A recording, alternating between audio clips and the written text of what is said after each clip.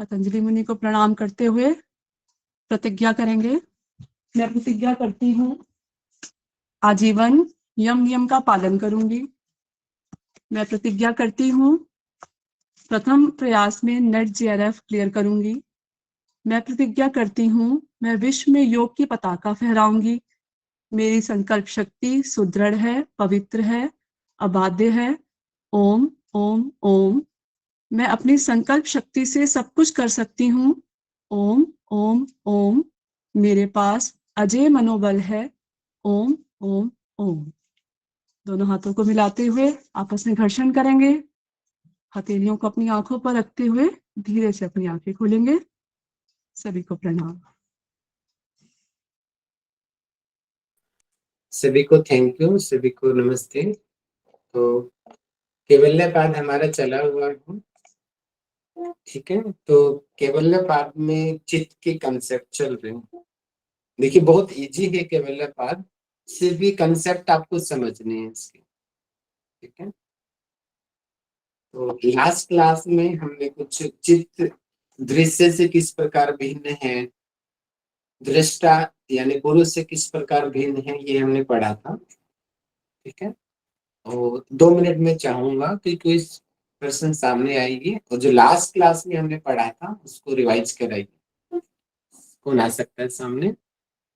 Spring का पांडे जी आइए। Yes sir.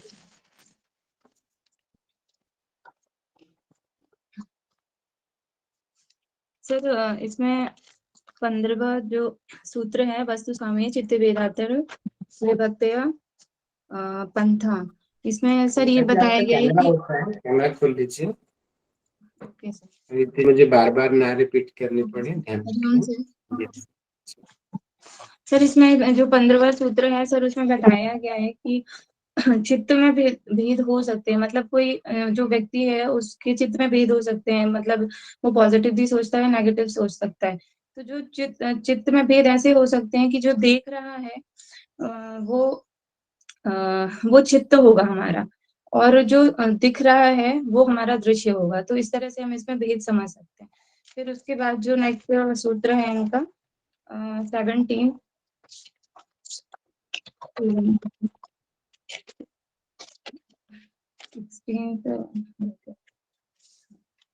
क्योंकि चित्त दृश्य वस्तु दोनों अलग अलग हैं, जैसे कि हम इसमें सर शिव और पार्वती जी और उनके जो दोनों बेटे थे गणेश जी और कार्तिक जी, तो उन्होंने कहा कि आप जाइए ब्रह्मांड की परिक्रमा कीजिए।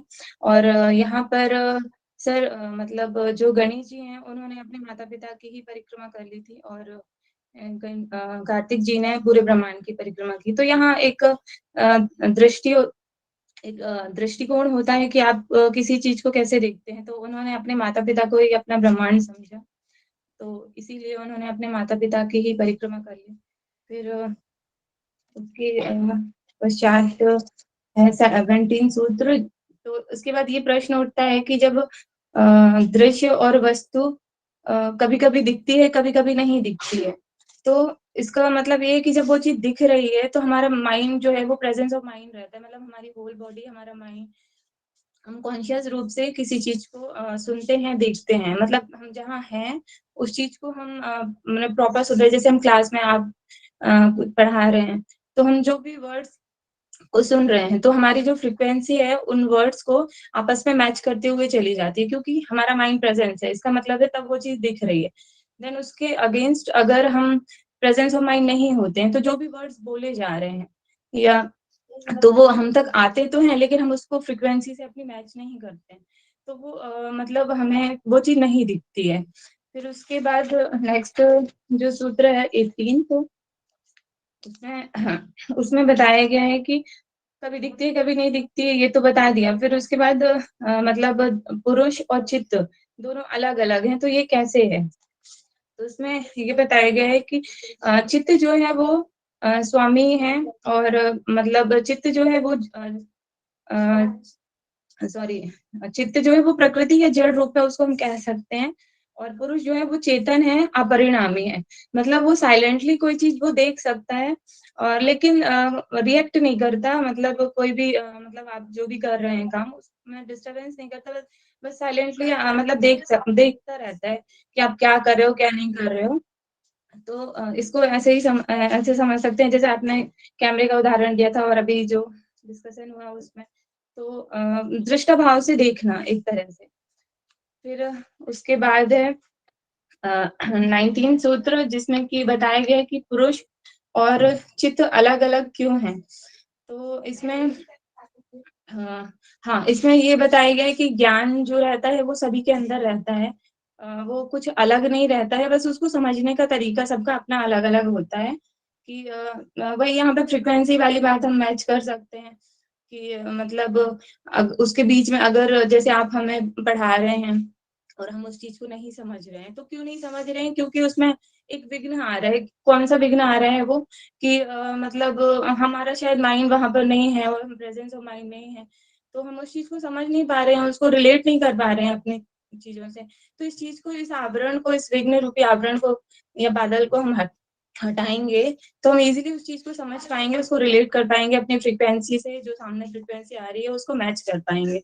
तो हम मतलब इस चीज़ को मतलब ज्ञान कहने का मतलब ये है कि सभी के अंदर ज्ञान होता है।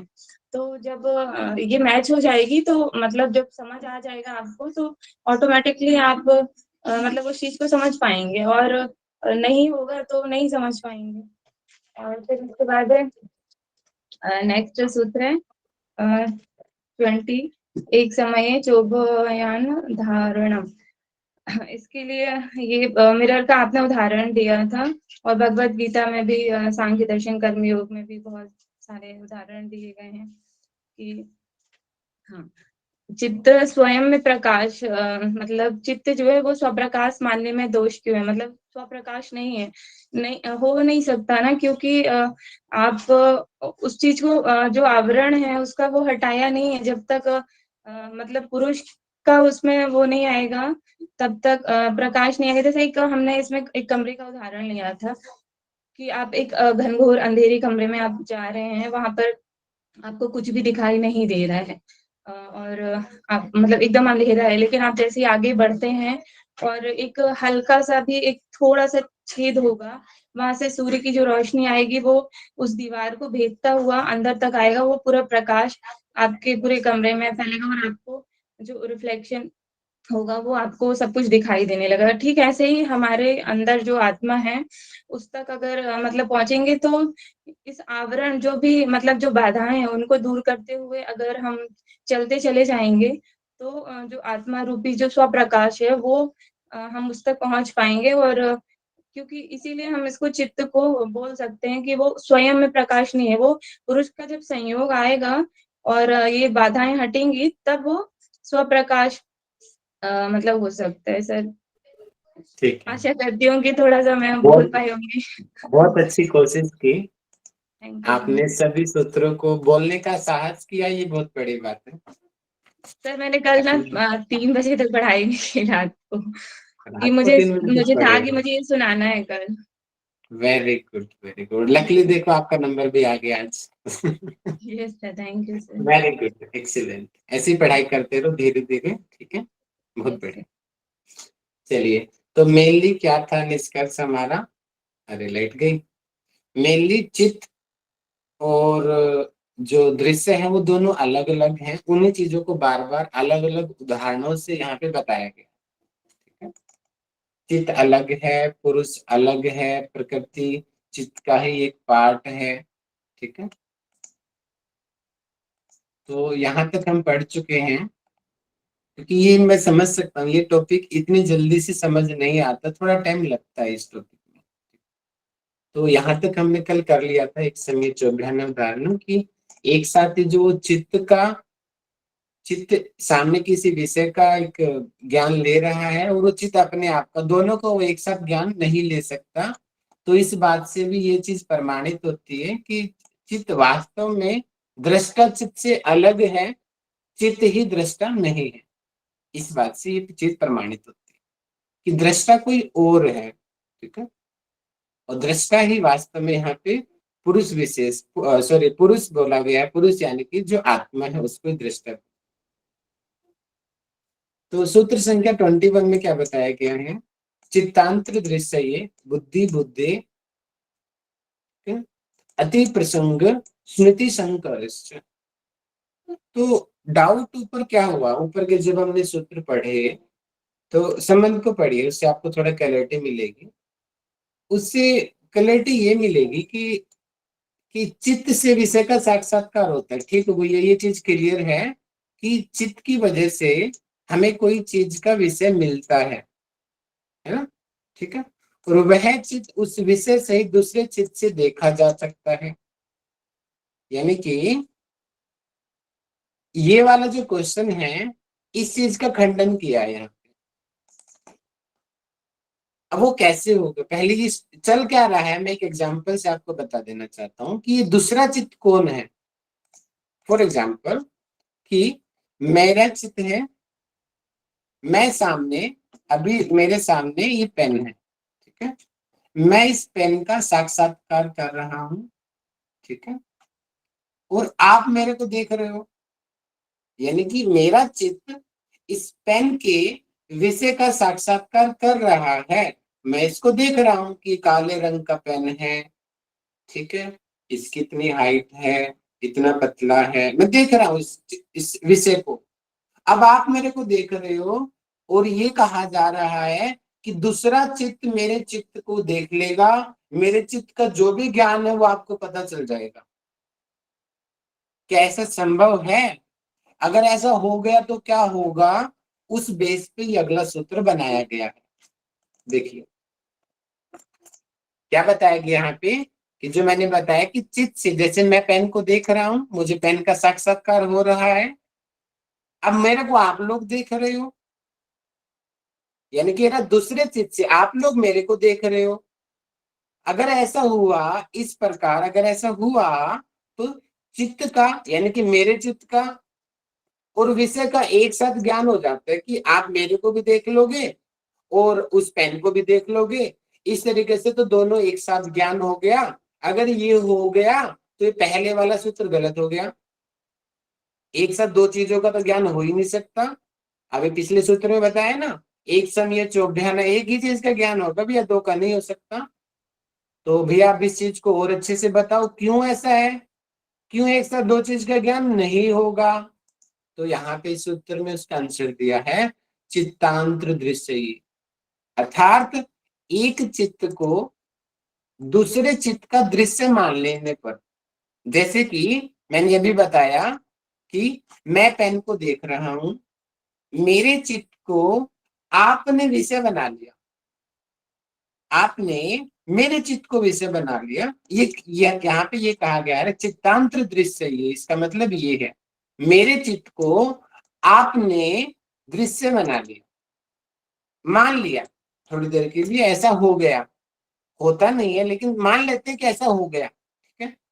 बुद्धि बुद्धि, ऐसा अगर हुआ तो क्या होगा कि वह चित्त फिर दूसरे चित्त का दृश्य हो गया, यानी कि मेरा चित्त आपके चित्त का दृश्य हो गया, मतलब कि विषय मैं हो गया, आप मेरे को देख रहे हो। तो इस प्रकार तो अनवस्था मतलब कि कंफ्यूजन पैदा हो जाएगी। कंफ्यूजन क्या होगी वो मैं बताता हूं, और स्मृति का भी मिश्रण हो जाएगा। अब ये ऐसा क्यों हो रहा है, कंफ्यूजन क्या होगी? देखिए आप देख रहे हो कि राहुल जी बैठे हैं और पेन को देख रहे हैं, ऐसा आपका चित्त इस समय है। लेकिन मेरा चित्त क्या है, मेरा चित्त मैं पेन को देख रहा हूं और मेरे आसपास मैं इसको देख रहा हूं। तो मेरी स्मृति है कि मेरे सामने पेन है, सिस्टम है, फोन है, टेबल है, मेरी दीवार है। अगर आप मेरे चित्त को पूरी तरीके से ही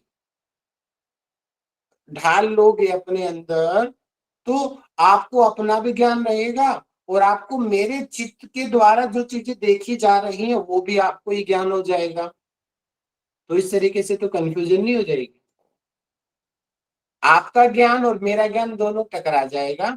मेरा ज्ञान भी आपको हो रहा है और आपको अपना ज्ञान तो हो ही रहा है। तो अगर ऐसा होगा तो क्या होगा, कंफ्यूजन, अनवस्था पैदा हो जाएगी। और स्मृति मिश्रण यहाँ पे कही गई है, स्मृति मिश्रण, स्मृति संकरस्य, मेरी स्मृति क्या है और आपकी स्मृति, क्योंकि मेरे चित्त को आपने विषय बना लिया, ये रहा। तो इसका मतलब मेरे चित्त के अंदर जो जो चीजें हैं वो सारी की सारी आपको ज्ञान हो गई। तो ज्ञान हो गई तो मेरा ज्ञान और आपका ज्ञान टकराएगा, होता भी है। सामान्य भी अगर दो विद्वानों को खड़ा कर दो तो दोनों विद्वानों का ज्ञान टकराएगा। इसी तरीके से आपका ज्ञान और मेरा ज्ञान दोनों टकराएगा, दोनों टकराएगा तो वो कंफ्यूजन पैदा कर देगा। समझ आ रही है मैं क्या चीज समझाने की कोशिश कर रहा हूं यहाँ पे? क्यों एक चित्त का विषय दूसरे चित्त का दृश्य नहीं बन सकता?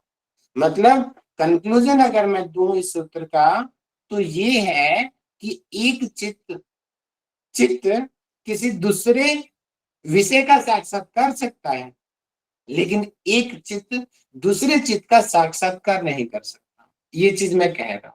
अगर उसने साक्षात्कार किया तो फिर वो स्मृति कंफ्यूजन वाली चीजें फिर से आ जाएंगी, इसलिए ऐसा नहीं हो सकता, ये यहाँ पे बताया गया है।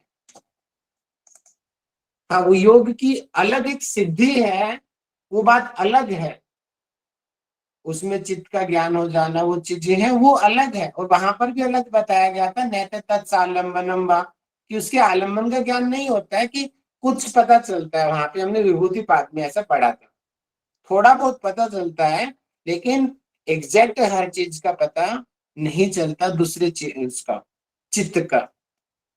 ठीक है, सर इसका एक बहुत अच्छा एग्जाम्पल है, मैं सकती हूँ क्या?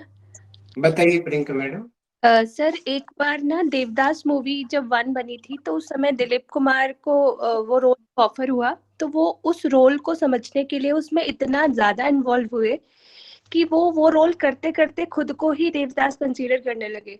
तो हुआ ये कि उनकी जो हैबिट्स नहीं थी, मतलब वो तो एक नॉर्मल अभिनेता थे, पर वो भी वैसे ही देवदास की तरह ड्रिंक करने लग गए, अल्कोहलिक हो गए। तो उनको वो मूवी खत्म होने के बाद भी वही लाइफस्टाइल में वो इतना रंग गए कि अपना प्रेजेंट ही भूल गए कि वो एक फिल्म एक्टर हैं, वो एक रोल कर रहे हैं।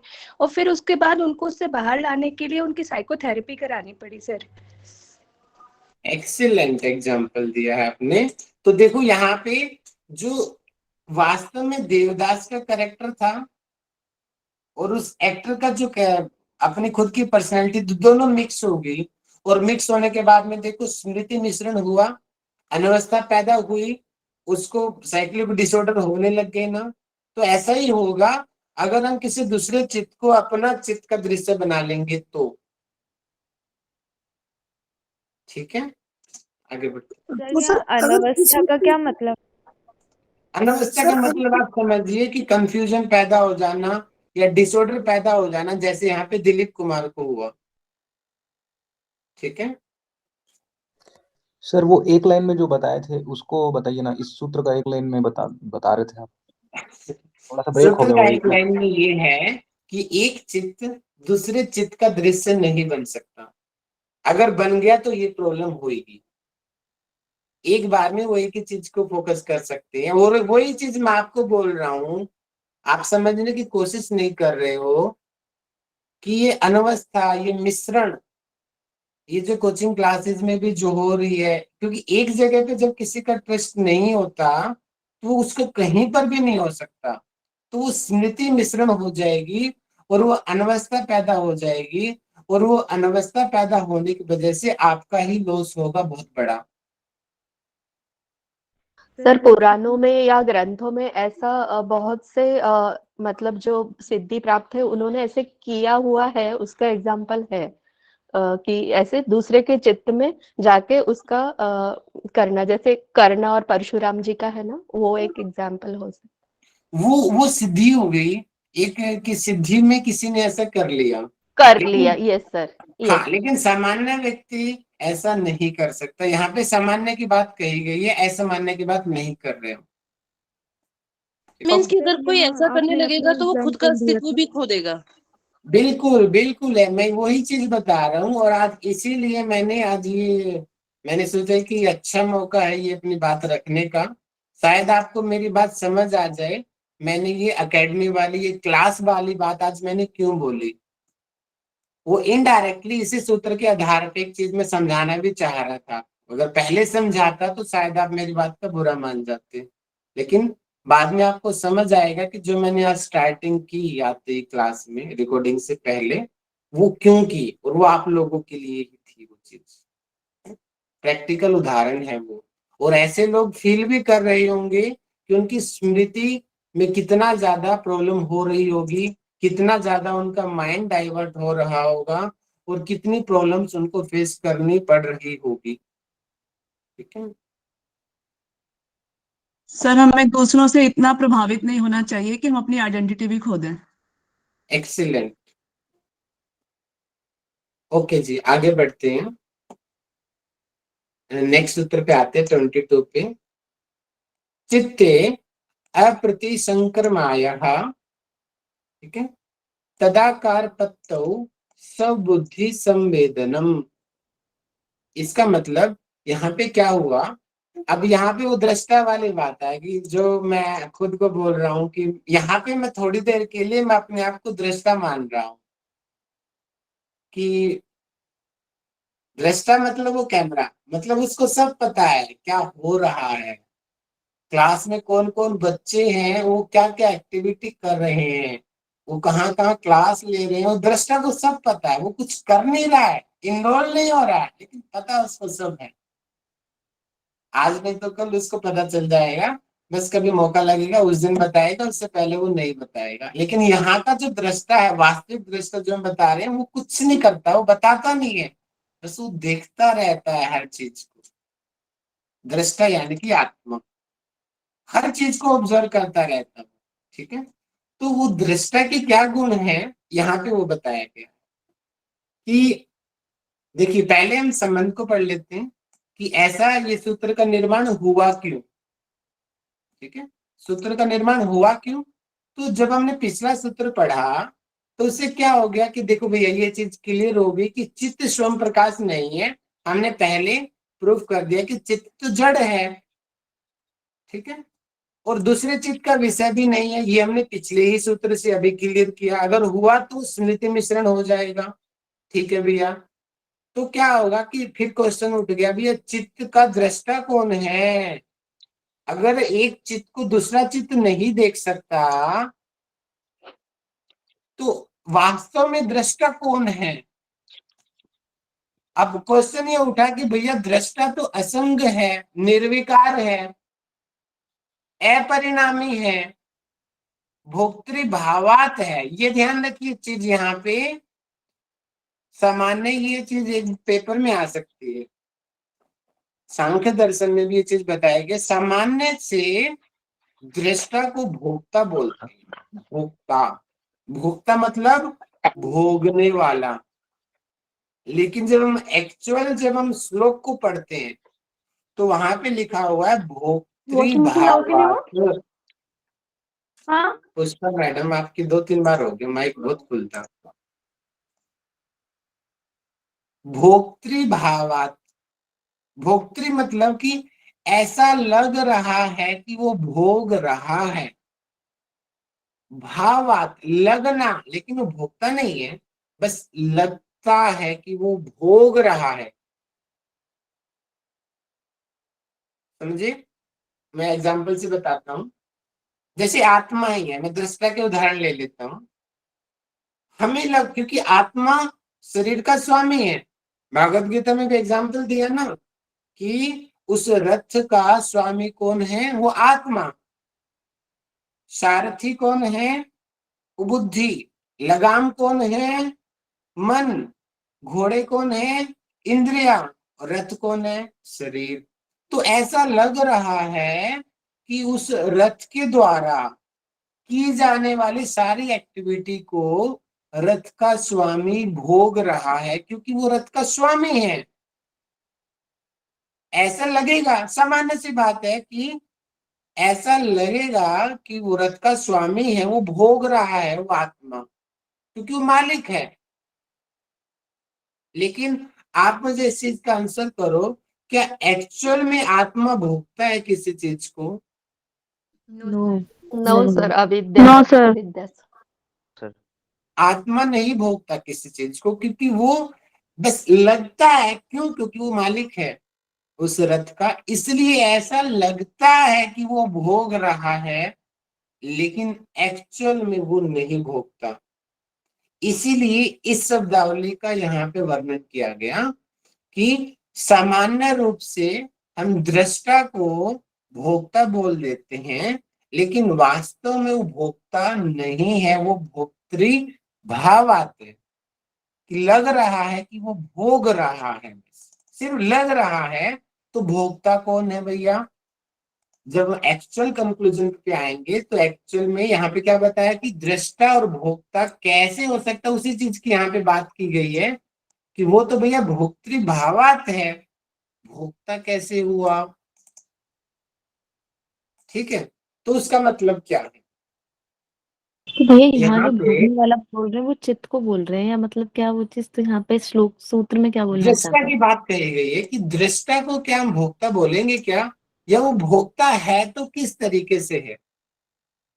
ठीक है, यहाँ पे ये भोक्ता होगा, कब होगा? जब वो उसके आकार का हो जाएगा। लेकिन वास्तव में मैं फिर बोल रहा हूं कि वास्तव में जो शुद्ध जो पुरुष है, दृष्टा है, वो वास्तव में किसी चीज का भोक्ता नहीं होता, सिर्फ लगता है कि वो भोग रहा है। जैसे आपको लग रहा है कि राहुल जी एमडीवाई के मालिक हैं और वो सब चीजों को भोग रहे हैं, लेकिन आपको नहीं पता, मुझे तो कोचिंग क्लास से कोई मतलब ही नहीं है, कोई आ रहा है कोई जा रहा है, कितने रजिस्ट्रेशन हो रहे हैं, किसको मैं ग्रुप से बाहर कर रहा हूँ, मुझे कोई मतलब ही नहीं है, क्योंकि मेरा टारगेट कुछ और है। ऐसा ही जो आत्मा है, वो लग रहा है कि वो भोग रहा है, लेकिन उसका तो टारगेट कुछ और ही है। उस आत्मा का तो उसको कोई फर्क ही नहीं पड़ता, कोई आ रहा है जा रहा है।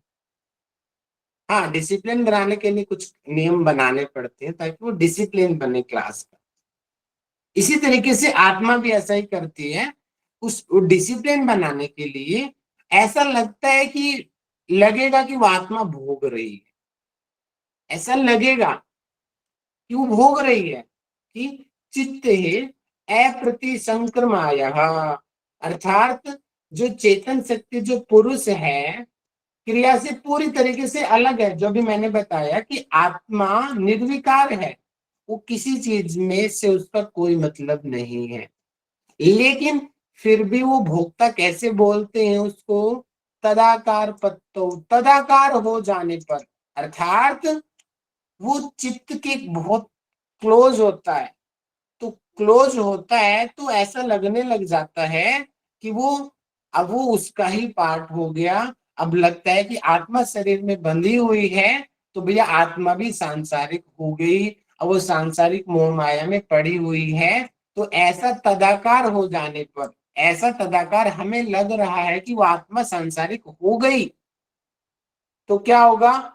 स्वबुद्धि संवेदना, तो अपनी बुद्धि का ज्ञान उसको हो जाता है। जैसे मैंने बोला कि जैसे मुझे अभी ज्ञान हो रहा है कि हमारा कौन सा बच्चा क्या कर रहा है, लेकिन मुझे कोई मतलब नहीं है उस चीज से, लेकिन मुझे ज्ञान हो रहा है, मुझे पता चल जाता है कि कौन क्या कर रहा है। ठीक है, तो ज्ञान हो गया उस दृष्टा को, उस आत्मा को। तो इसीलिए बाकी बच्चों को ऐसा लगा कि ये तो भोगता है, ये तो भोग रहा है, ये तो अपनी ही चीज को प्रमोट कर रहे हैं, ऐसा सामान्य कोटि से एक मैसेज जाएगा बच्चों के अंदर। लेकिन वास्तविकता क्या है? वास्तविकता ये है कि उसको उससे कोई मतलब ही नहीं, वो सिर्फ अपनी रिस्पॉन्सिबिलिटी को पूरा कर रहा है ताकि वो अपने बच्चों का डिसिप्लिन ठीक रहे, वो क्लास स्मूथली चले, सिर्फ इसलिए ऐसा कर रहा है। अगर वो ऐसा नहीं करेगा तो क्या होगा? जैसे उस स्मृति मिश्रण हो गई, पिछले सूत्र में पढ़ा था कि वो बच्चे ना यहाँ के रहेंगे ना वहां के रहेंगे, फाइनली उन बच्चों का ही लॉस हो जाएगा, उन बच्चों को हेल्थ इश्यू आ जाएंगे। आत्मा को ज्ञान हो गया है किस चीज का? चित्त का?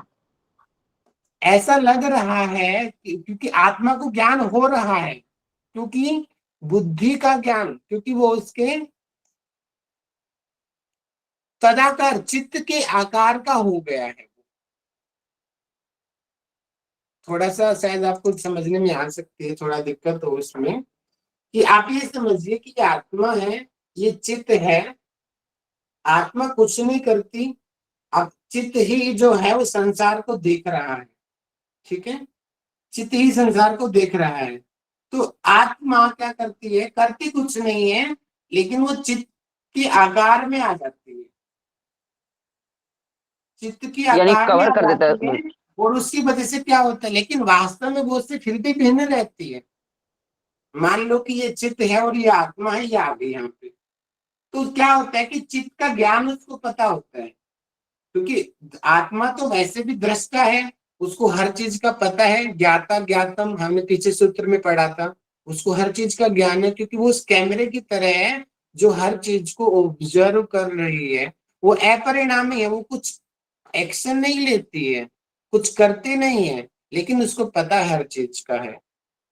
इस वजह से क्या है कि आत्मा को उस बुद्धि की वजह से, क्योंकि वो आत्मा चित्त के आकार की हो गई है, इसी वजह से उसको ज्ञान होता है हर चीज का। यहाँ पे इस सूत्र में वो बताया गया है। तो एक लाइन में अगर मैं कंक्लूजन दूं इसमें, तो ये है कि जो दृष्टा है, जो आत्मा है, ठीक है, उसे भी ज्ञान होता है, और वो ज्ञान किसकी वजह से होता है, चित्त की वजह से होता है।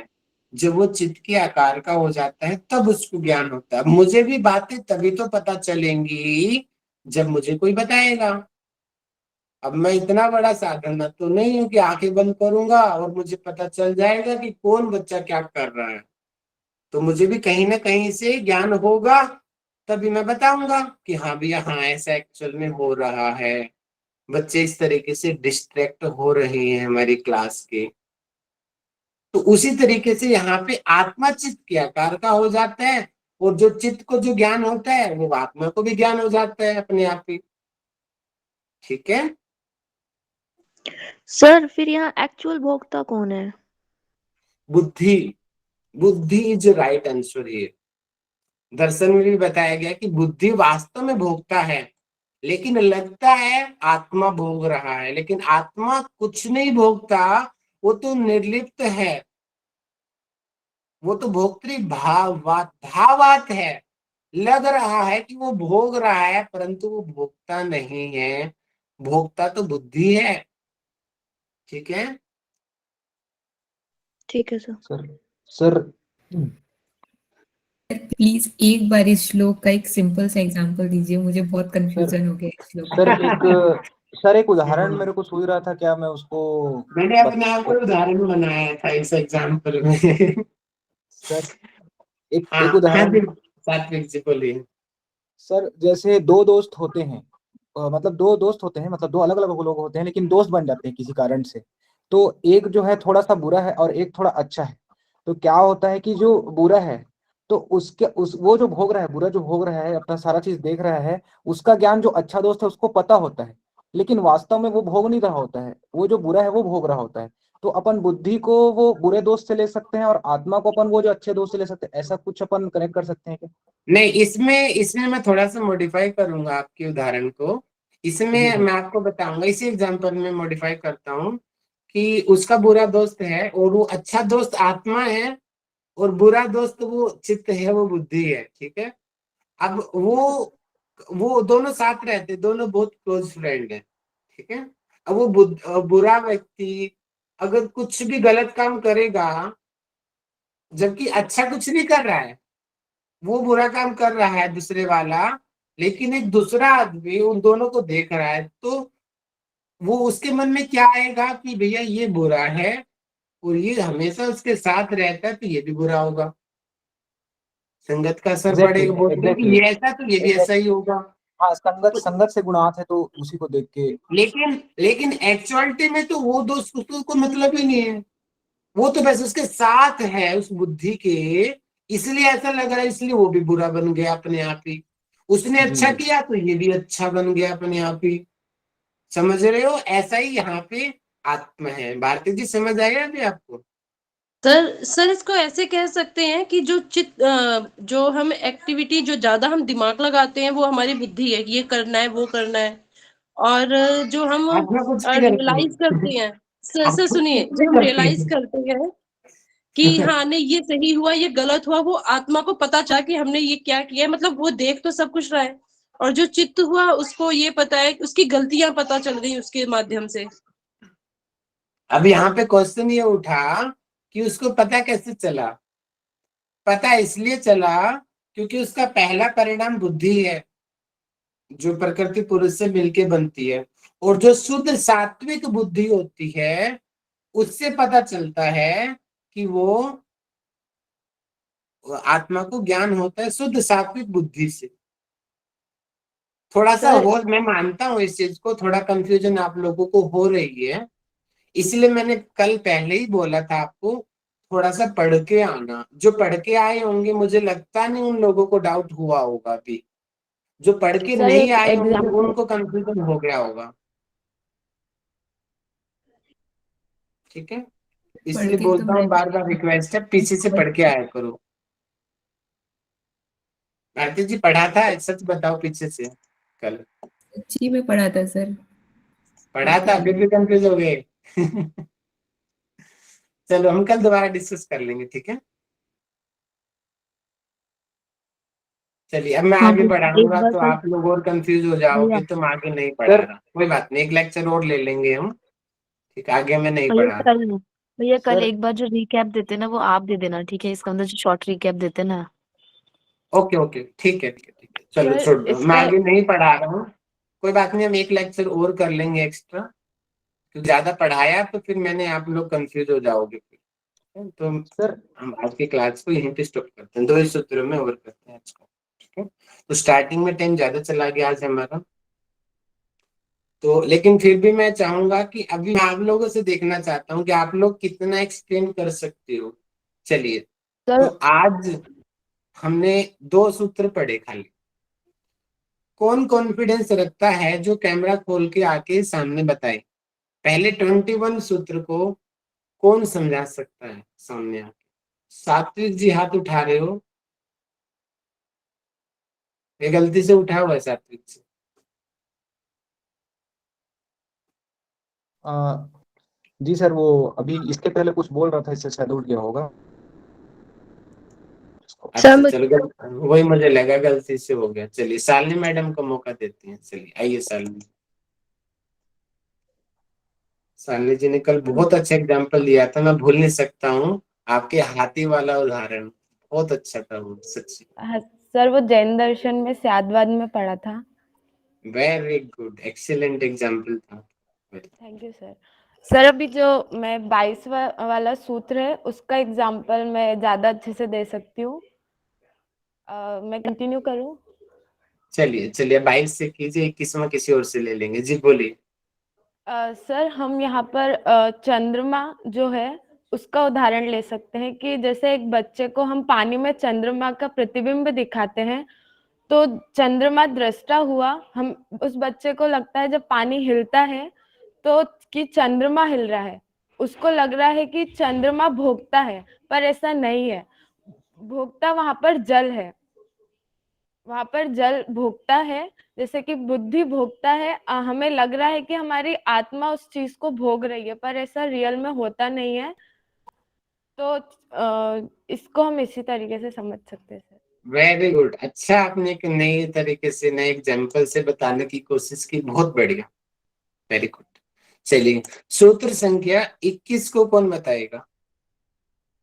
हैंडेज कीजिए। चलिए कौशल जी को मौका देते हैं, आइए कौशल जी। कौशल जी आपने वीडियो भेजी नहीं है, आपको चारों चैप्टर याद हो चुके हैं ना? जी सर, जी प्रणाम सर। मैं सर इतना क्लासेस चलती है उसके लिए थोड़ा टाइम लगता है। मैं कई बार वीडियो बनाई तो कहीं पे थोड़ी गलती हो जाती, तो फिर कैंसिल करनी पड़ती उसको। इसलिए सर मैं कोशिश करूंगा कि आज तो कैसे भी करके हो जाए। आपका छोटा सा टेस्ट ले लें पूरी क्लास के सामने लाइव। बिल्कुल सर, हो जाए, कोई दिक्कत नहीं है सर। चलिए इतना अभी पहले पहले सुनाओ, फिर पूरी क्लास आपसे कुछ ना कुछ सुनेगी बीच में से। अगर आपने आंसर कर दिया तो हमारी तरफ से स्पेशल गिफ्ट मिलेगा। जी सर। कोशिश ठीक करूंगा है सर। सर। पहले अभी सूत्र पे आओ, उसके बाद टेस्ट लेंगे, पूरी क्लास आपका एग्जाम लेगी सबके सामने ओके लाइव। जी यस जी। बोलिए। सर तो जो ये जो सूत्र है, चित्तांतर दृश्य बुद्धिर्बुद्धि रति प्रसंगा संकर स्मृति, मतलब सर इसमें कहने का तात्पर्य जो आपने पहले जितना बता दिया है उसी का है कि अगर ये चित्त जो है मैंने नोट किया है, एक मतलब जो एक चित्त दूसरे चित्त का दृश्य नहीं बन सकता। जैसे कि आपने पहले बताया कि एक चित्त दूसरे चित्त का दृश्य नहीं बन सकता। अगर बन गया तो क्या होगा, बुद्धि जो हमारी स्मृति है वो मिश्रण हो जाएगी, और मिश्रण होगी तो फिर अनवस्था यानी एक विचलित अवस्था मतलब हो जाएगी उसकी, तो ना वो इधर का रहेगा और ना उधर का रहेगा अगर उसने मिश्रित कर लिया तो। ऐसी एक कहावत आती है कि व्यक्ति ना घर का रहेगा ना घाट का रहेगा। अगर उसने अपनी बुद्धि को मिश्रित कर लिया, मतलब अपने आप को एक जगह नहीं लगाया, दो जगह लगाया, तो व्यक्ति ना घर का रहेगा ना घाट का रहेगा, ऐसा कह सकते हैं इस सूत्र। कंप्लीट है, धोबी का कुत्ता घर का ना घाट का। ठीक जी है, जी वेरी गुड वेरी गुड, बहुत बढ़िया बहुत बढ़िया।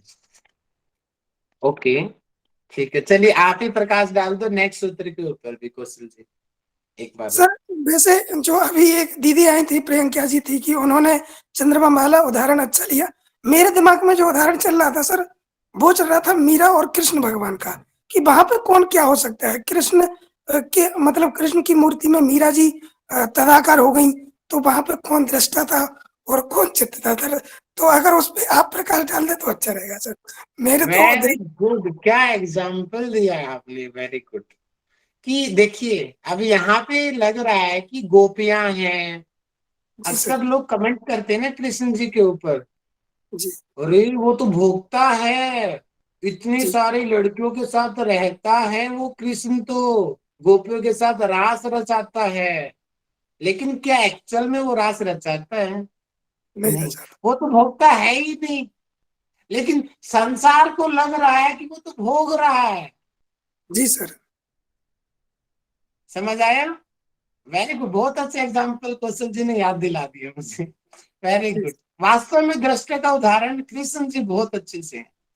वो जी युद्ध सर करते हैं, मारते हैं, छल भी करते हैं, युद्ध से भाग जाते हैं, अपना वचन भी तोड़ देते हैं, फिर भी वो तो परे हैं भैया हर चीज से, उनको तो कोई मतलब ही नहीं है महाभारत में कौन जीत रहा है कौन हार रहा है, एक्चुअल में उनको कोई मतलब नहीं है, बस वो तो अपनी रिस्पॉन्सिबिलिटी पूरी कर रहे हैं।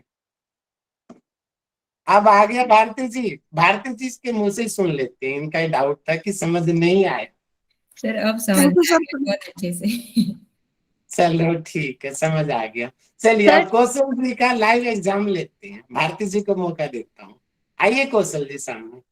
जी सर जी तो मनोज सर आ गए हैं, तो मनोज सर से मैं 2 से 4 मिनट चाहूंगा, कौशल जी का थोड़ा एग्जाम ले लेते हैं पूरी क्लास के सामने, क्योंकि कौशल जी पहले ऐसे हैं जिसने चारों के चारों चैप्टर की रिकॉर्डिंग मुझे सेंड किया है, तो अब सर उसमें अभी कितनी अभी नहीं किया सच्चाई सर, अभी है अब अभी सबके नहीं सामने क्लियर हो जाएगी। चारों के चारों चैप्टर क्या वास्तव में इनको एक्चुअल में उंगलियों पे याद है क्या? देखो कभी कभी हो सकता है कि एकदम से लाइव अभी मैंने पूछा तो एकदम से याद ना आए, हाँ लेकिन सर फिर भी आप चेक करते हैं कितने इनको याद है। चलिए कौन ठीक इनसे क्वेश्चन पूछेगा ये सामने? कोई भी किसी भी सूत्र नंबर आप बोल देंगे या और कुछ बोल देंगे और ये उस सूत्र को कंप्लीट करेगा सबके सामने। रेडी हो कौशल जी? जी सर, मैं प्रयास करूंगा पूरा पूरा। चलिए भारती सर जी आइए सामने, कोई भी पूरे चारों चैप्टर में से कोई भी सूत्र इनसे सुनिए। सर विभूतिपाद का 9 नंबर सूत्र। जी, विभूतिपाद का 9 नंबर सूत्र है, व्युत्थान निरोध संस्कार योर भी भव प्रादुर्भाव निरोध क्षण चित्तान्वय निरोध परिणाम। उसका तात्पर्य यही है कि जो व्युत्थान मतलब व्युत्थान और निरोध दो प्रकार के संस्कार आपने अपनी क्लास में बताए थे। जो व्युत्थान वाले संस्कार हैं, मतलब जो उसको अवस्था में लेके जाते हैं, उसमें क्या कौन सी अवस्था थी, क्षिप्त क्षिप्त मूढ़ विक्षिप्त, ये जो है व्युत्थान वाली अवस्था है। तो इनमें क्या होता है, व्युत्थान निरोध, जब इनका निरोध होने लगता है देखिए मुझे एग्जाम्पल नहीं आते, पर मैं कोई कोशिश बात नहीं, करूंगा। आपने सूत्र सुना दिया, मैं सेटिस्फाई हूँ आपसे। Very good. सर नेक्स्ट सूत्र सुनिए, कोई दूसरा आइए सामने कोई। कैवल्य Yes. पाठ का सूत्र नंबर 9। केवल बात का सूत्र नंबर 9। एक मिनट, थोड़ा टाइम लगेगा, है ना। हाँ, सूत्र नंबर 9।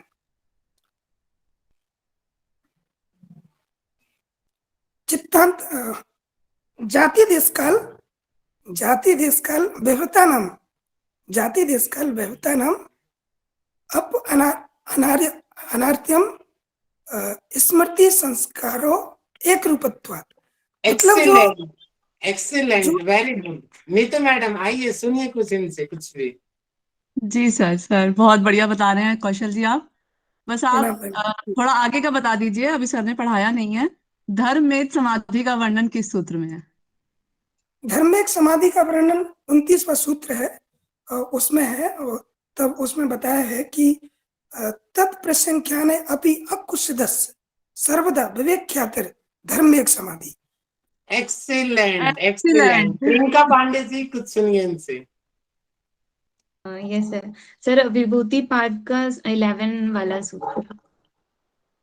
विभूति पाठ का 11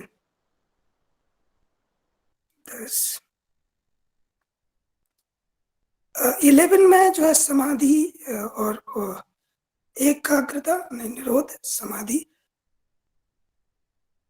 हाँ, उसमें समाधि परिणाम की बात की गई है। तदा कारांत, एक मिनट, थोड़ा मैं रिकॉल करता हूँ उसको।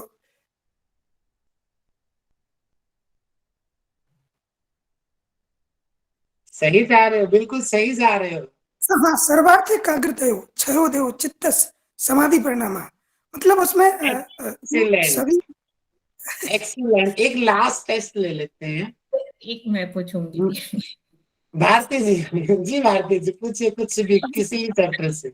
सर मैं एक बात बता दूं, भारती जी हमारी क्लासमेट है और भारती जी मोटिवेटर भी है, और इन्होंने अच्छा मोटिवेट किया है मेरे लिए। Very good. पिछली बार आपका नेट निकल चुका था, मैं कामना करता हूँ इस बार टॉप रैंकिंग के साथ आपका जेआरएफ निकलेगा, जो बहुत बहुत आपकी लगन दिखाई दे रही है धन्यवाद। पूरी क्लास में। आप जैसे चलिए, गुरुओं का कोशिश रहेगी। चलिए, हमारा जी सौभाग्य है आप लोग हमारे साथ जुड़े हुए हो।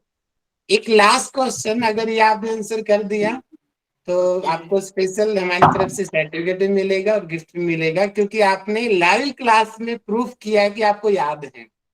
रिकॉर्डिंग में तो चीटिंग करके भी हो जाती है कई बार, लेकिन लाइव क्लास में चीटिंग नहीं हो सकती। चलिए, मैं लक्ष्मी मैडम से एक करता हूँ। लक्ष्मी मैडम कोई भी एक सूत्र सुनिए और यही आपकी लास्ट फाइनल एग्जाम है। 353 सर। 3.53 विभूति पाद का 43 नंबर का श्लोक। विभूति पाद का 43। 53 विभूति 53। एक मिनट,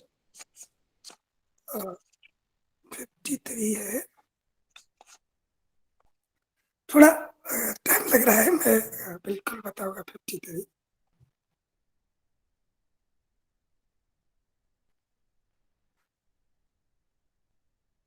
उल्टे से करिए सर। जो हम कर रहा हूँ उसमें है विवेक, वो जो विवेक ज्ञान है उसके विषय में चर्चा की गई है इसकी, और मैं बिल्कुल बराबर है। सुनाऊंगा। थोड़ा सा पहला अक्षर जो है वो रहता है ना, तो मैं कोशिश कर रहा हूँ।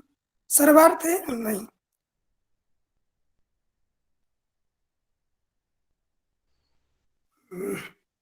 क्षण को याद कीजिए सर, क्षण से याद जाति लक्षण कीजिए। हो, चलो मैं बोलता हूँ आपको, जाति लक्षण हो, चलो जी। चलिए, जाति पहला शब्द हमने बता दिया, जाति। आगे बताइए। जाति है, बताओ। हाँ, जाति देश काल, जाति देश काल, एक मिनट, जाति देश काल, वो सर उन्होंने 53 बोला था शायद।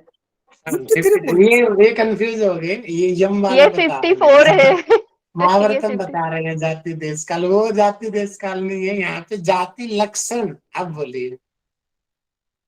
हाँ, जाति लक्षण देश है, जाति लक्षण देश है, जाति लक्षण देश से सब पिछला वाला याद आ रहा है। चलो पिछला जाति सुनाइए और फिर ये सुनाइए। सर मुझे ऐसा मैं 50वां सुनाता हूँ पहले, क्योंकि अभी इसी में होता है 50 समझता हूँ। 50, 51, 52, 50 53 सुनाओ। हाँ सर, तो मुझे लाइन बन जाएगी तो याद आ जाएगा शायद। जो 50वां सूत्र है वो है तदोराज्ञादपि दूसवीच्छा केवल्यम। फिर 51वां आता है कि स्थानीय निमंत्रणे स्थानीय निमंत्रणे तत् स्थानीय निमंत्रणे संगस्मया करणम पुनर्निष्ठ प्रसंग। पुनर्निष्ठम मतलब जो सिद्धि होती है तो उन्हें जी जी सर थोड़ा मतलब मैं अंदर से घबराहट भी हो रही है और ऐसा लग रहा है क्यों नहीं सुना पा रहा हूँ, क्यों नहीं आ रहा है। तो वो जब ऐसा विचार आ रहा है तो वो आ ही नहीं रहा है आगे का। अरे आंखें बंद करो और अच्छे से सुनाओ, इतना डरो मत। हाँ तो थोड़ा मतलब इसमें टाइम लग सकता है, तो उसके लिए मैं क्षमा चाहूंगा, पर मैं सुना के रहूंगा। आप थोड़ा धैर्य रखिएगा, है ना। आपको लास्ट मौका देता हूँ मैं। आप कौन बनेगी करोड़पति के लास्ट क्वेश्चन पे अटके हुए हो, ठीक है। सर मैं इसको बहुत 50 से 53 तक सुनाओ। यस जी सर, 50 से 53 तक सुनाइए। यस 50 से 53 तक मतलब इसी पद का। हाँ इसी चैप्टर का। ओके ओके सर, ये सूत्र मैं बिल्कुल जिंदगी भर नहीं भूलूंगा, अभी फिर से अध्ययन करूंगा इनका। फिर हाँ 50वां सूत्र है वो है तदोराज्ञादपि दूसवीच्छा केवल्यम। फिर उसके बाद आता है स्थानीय निमंत्रणे संग स्मरणीय पुनर्प्रसंगात। फिर आता है जाति देश काल क्या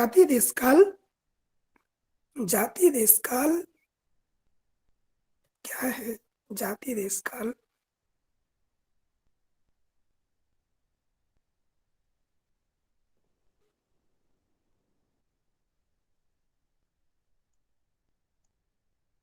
सर 53 याद आ गया, छड़त क्रमे संयमात विवेक द्विज ज्ञानम। 52वां है, ये 52वां है। अच्छा अच्छा, इससे अगला है बच्चों। तो सर जी ने बता दिया आपको। मैं एक्चुअली सर मैं भी यहीं पर कंफ्यूज होती हूँ, तो इस कारण से